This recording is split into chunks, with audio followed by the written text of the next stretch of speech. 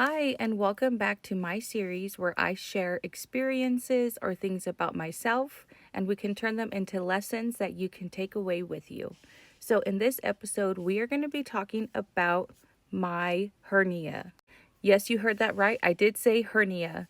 So, I actually have what is called a hiatal slipped hernia.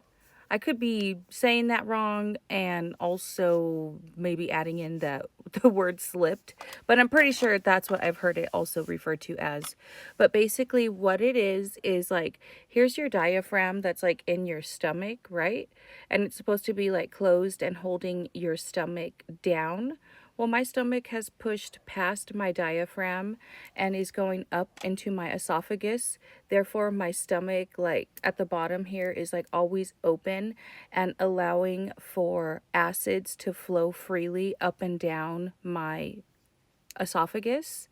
And so that can cause cancer by having too much damage on the esophagus. So, how I found out that I had it is I've always had stomach pain.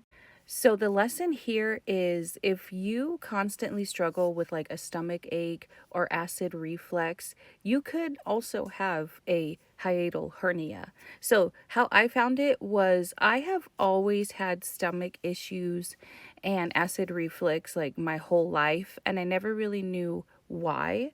So finally, a couple years ago now, it's been a few years since I found out.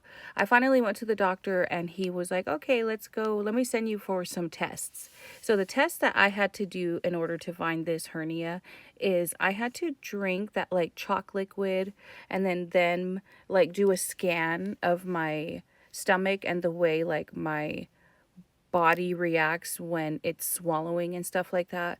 And then I had to do the Bravo test where they put you under and insert a microchip here. And then you carry this little machine around. And every time you have heartburn, you're supposed to hit this button. So I've done that. And then I've also had like a scope down my nose going down my esophagus. And then I had to swallow water to see how like my swallow functionality was to make sure it wasn't messed up. So, if you always have these weird stomach issues, my advice is to go tell your doctor that it's possible you could have a hiatal hernia and you'd like to get some tests done. And this is only, of course, if you genuinely have these symptoms. Thank you guys so much for watching. I hope you learned something from this episode, and I'll see you in the next.